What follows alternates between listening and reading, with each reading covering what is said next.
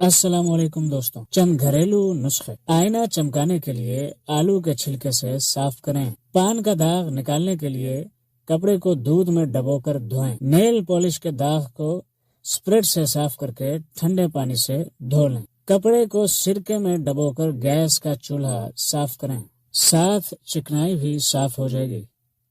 مچھلی کا کانٹا پھنس جائے تو کیا کرنا چاہیے؟ اگر حلق میں مچھلی کا کانٹا اٹک جائے تو لیموں کا رس پینے سے کانٹا گھل کر نیچے چلا جائے گا۔ اگر حلق میں مچھلی کا کانٹا اٹک جائے تو کچا انڈا پھینٹ کر لیں، کانٹا نکل جائے گا۔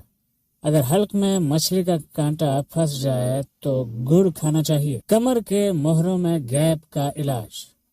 5 کالی مرچیں اور 5 لونگ کو پیس کر 1 گرام خشک ادرک کے پاؤڈر میں مکس کر لیں اور 1 چمچ دن میں 2 مرتبہ تازہ پانی کے ساتھ لیں۔ 3 ہفتوں کے استعمال سے ہی درد میں واضح طور پر فرق نظر آئے گا۔ 2 ماہ کے استعمال سے مکمل موہروں کا گیپ صحیح ہونے لگے گا۔ امید ہے آج کی ویڈیو آپ لوگوں کے لیے مفید رہی ہوگی۔